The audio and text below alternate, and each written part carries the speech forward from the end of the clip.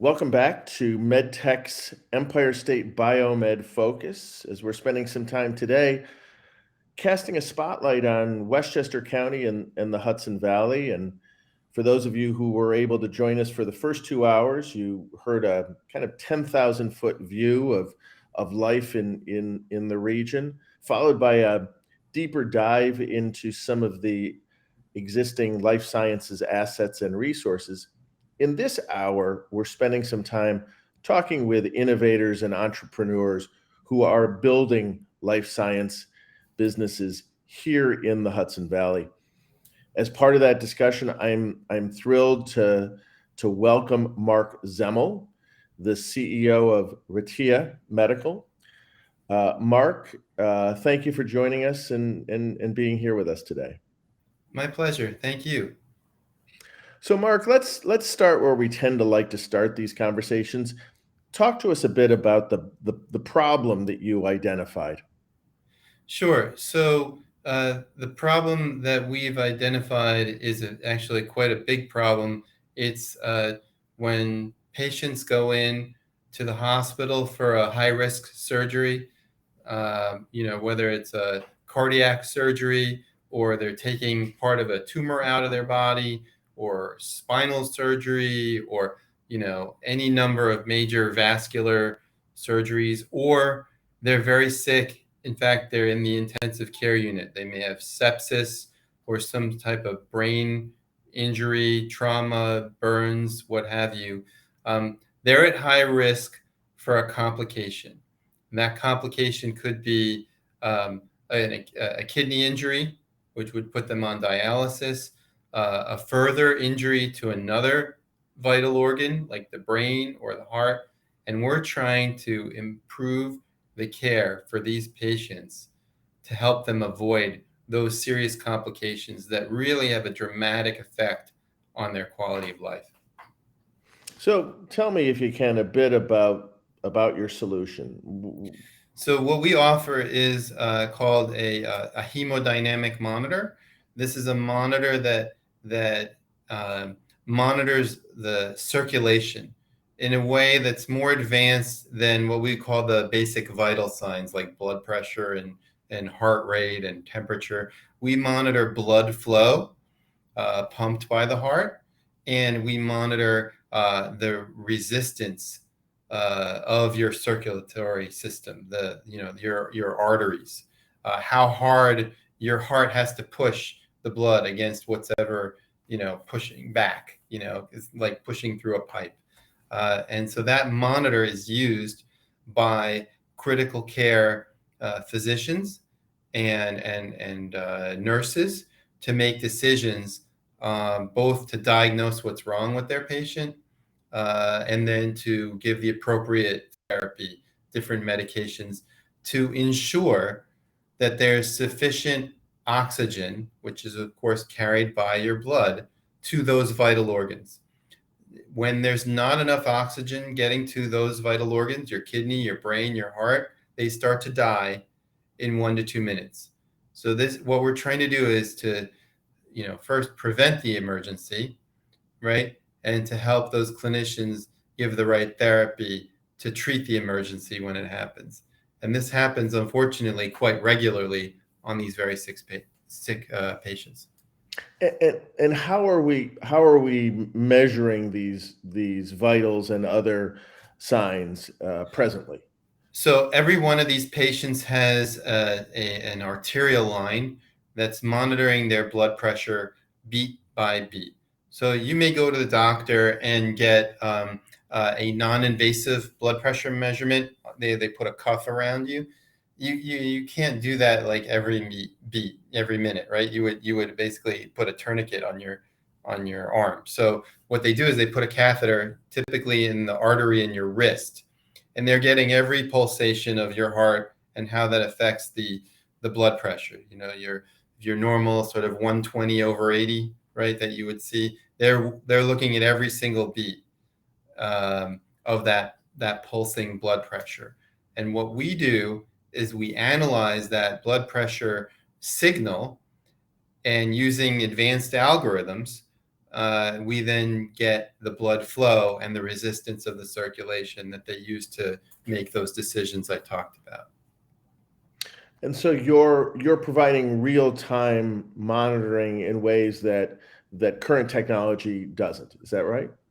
Correct. There are other technologies that try to do this.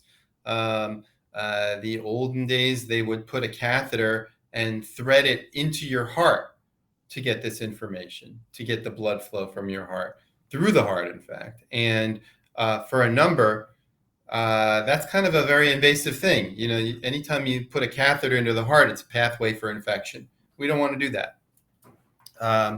People have tried to come up with algorithms to do what we do, to look at the analyzing the blood pressure signal, but they're not accurate. And that's been the big problem that has held back, both the clinical aspect and, of course, the market for helping prevent these complications. The number one job of a critical care physician is to ensure adequate oxygen is delivered to a patient's vital organs to keep them alive. So we play a big role in that, and it's a huge unmet need, for these patients. And let's talk a little bit, if you don't mind, about the company itself. Kind of where are you in the process? Where are you headed? So I'm happy to say we just closed on our Series B, which is a $15 million financing just 2 weeks ago, led by Fresenius Medical Care Ventures. You know them for their dialysis clinics all over the country. They're also in critical care. There was another global med tech company in the round, as well as the Pritzker Vlock family office and Red Cedar Ventures, who is affiliated with Michigan State. We are FDA approved. And last year, we were already making revenue. In fact, we more than tripled our business last year, even despite COVID and all the challenges of working with hospitals. We are selling not only in the US, but we have in Europe, they need something called the CE mark. That's their version of the FDA. So we're in fact selling in 14 countries and actively now expanding our commercial team as a result of this financing round. And so, in many ways, you seem to have conquered the challenges of early stage financing and scalability. Tell me a bit about Mark Zemmel and your path as an entrepreneur and an innovator. What brings you here today? Well, so let's see. I trained as a mechanical engineer, got my master's at MIT, and when you get to MIT, it's sort of like startup is in the water there. A lot of folks love to do startups. I got that bug early on. My first job was working in Westchester County for a startup in capital equipment, making machines for microelectronics manufacturing, excimer laser-based systems that are used to make, even the LCD displays on your laptop right now. I did that for about a decade and decided I wanted to do something more directly impactful for people, for patients, and I decided to go back and switch to medtech. So I got my MBA from Yale, did some consulting on the side for the Pritzker family, got to know them, built a nice relationship, and they seeded me in my journey now to start my own company. I had worked for a while at Becton Dickinson, who is in northern Jersey. Worked with their anesthesia platform. They sell a lot of spinal needles and trays and things. Got to know a lot of anesthesiologists, like working with them. And this product that we make is actually most frequently used by anesthesiologists in these high-risk surgeries. After I left BD, I was trying to think, I want to start a company and make an impact in human health and apply advanced technology. What's a great place to do that? Well, let me take technology from university and commercialize it. And I had a contact at Michigan State who's a professor, and he showed me that the other monitors in this space didn't work. And they would say that the patient was fine when they're not, right? So, and that was validated by the anesthesiologist. They said to me, when the monitor gives me a number that I don't believe, I just ignore it. I mean, that's just so bad, right? It's like nails on a chalkboard to a guy like me. So we set out. I licensed the technology.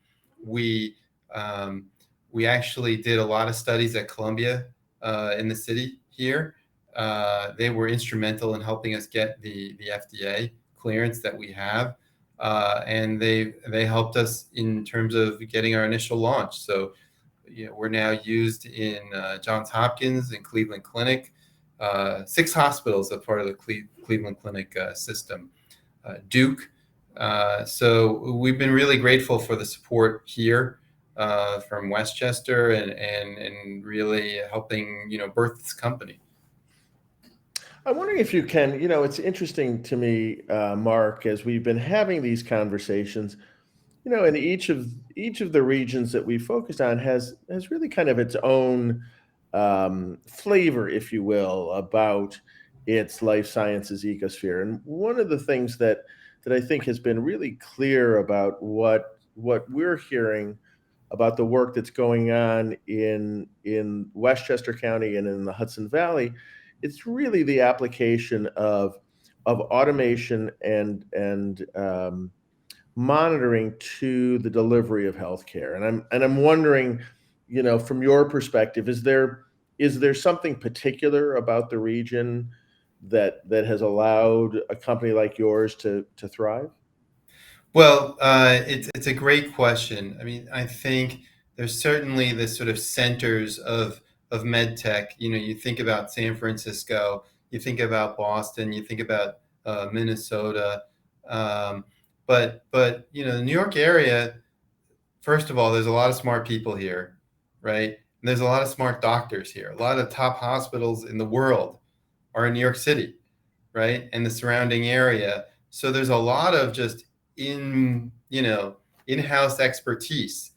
And what you see is, you know, there's only so much stuff you can stick on a patient now. We're not going to just turn folks into pincushions. So the next generation of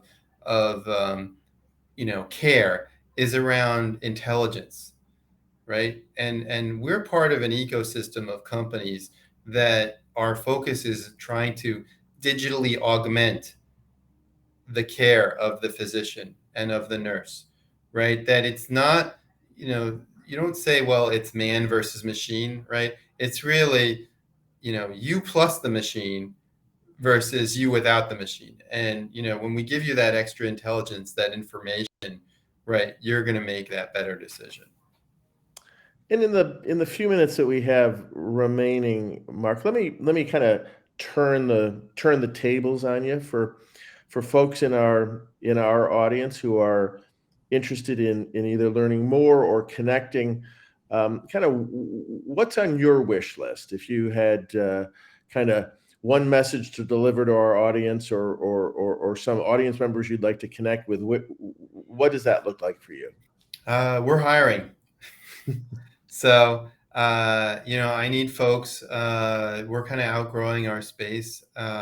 We're bringing on folks to help us sell the product. We're putting, clinical specialists, people in quality, regulatory, algorithm engineers, software engineers. Our website is there. There's a careers page. Find it, apply. Because we're a growing company and we've got a great culture. We're doing our sales training this week, and it's just so funny to see how we've really built this, that everybody's so comfortable to be themselves and work for each other. The best thing about a small company is that you're in that boat together, and you're all working towards that same goal. We have a great culture here, and so please reach out. Um, if you're not looking for a job and you think you could help in an ancillary way, I'm open to that as well. We're always looking for smart people to help us in this journey, because it takes so many people to develop a new company and really, really grow it. Well, listen, Mark Zemmel, thank you so much for spending some time with us today. Mark Zemmel, co-founder and CEO of Retia Medical. For those of you interested in connecting with Mark or learning more about Retia, or for those of you looking for careers, I would encourage you to check them out at Retia, Retia medical.com. Again, Mark Zemmel, thanks for spending some time with us today, and we look forward to hearing from you again soon. My pleasure. Thank you for the opportunity. It's a pleasure to speak with you. Thanks.